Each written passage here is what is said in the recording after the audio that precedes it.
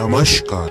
दिव्य हिंदू शास्त्र में आपका स्वागत है। धीरेन्द्र कृष्ण शास्त्री ने अपने प्रवचन में यह बताया कि क्या महिलाएं हनुमान जी की पूजा या व्रत रख सकती हैं या नहीं रख सकती हैं, और उन्होंने यह भी बताया कि क्या महिलाएं सुंदर कांड का पाठ कर सकती हैं या नहीं, और महिलाओं को हनुमान जी के सामने खड़ा होकर उनकी पूजा आराधना करनी चाहिए कि नहीं करनी चाहिए।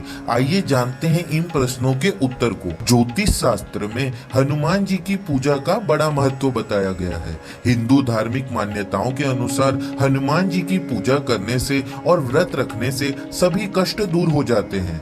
वहीं क्या महिलाएं हनुमान जी की पूजा कर सकती हैं या व्रत रख सकती हैं या नहीं, इस बात की चर्चा हमेशा लोग करते रहते हैं। तो आइए जानते हैं कि धीरेन्द्र कृष्ण शास्त्री ने इस बारे में क्या कहा।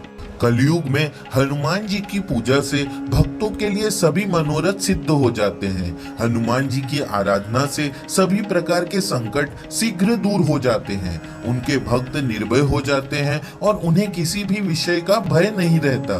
हनुमान जी अखंड ब्रह्मचारी वह महायोगी भी थे, इसलिए सबसे जरूरी है कि उनके किसी भी तरह की उपासना में ब्रह्मचर्य व इंद्रिय संयम को अपनाया जाए। वैसे तो किसी भी देवी देवता की पूजा का अधिकार महिलाओं और पुरुषों को सभी एक समान होता है, लेकिन हनुमान जी की पूजा का अधिकार महिलाओं और पुरुषों को एक समान नहीं होता।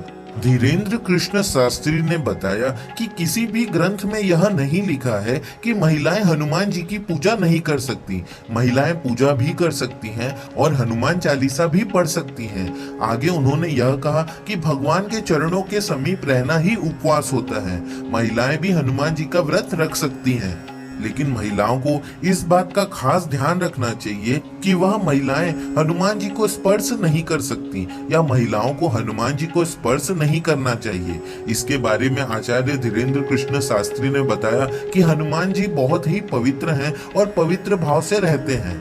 कहीं किसी माता का चित्त भटक न जाए और कहीं हनुमान जी की साधना भंग न हो जाए, इसीलिए हनुमान जी माताओं से स्पर्श नहीं कराते हैं। और जब उनसे यह पूछा गया कि क्या महिलाएं हनुमान जी के सामने खड़े होकर उनकी पूजा कर सकती हैं, तो उन्होंने यह कहा कि महिलाएं हों या पुरुष, किसी को भी हनुमान जी के सामने खड़े होकर पूजा नहीं करनी चाहिए।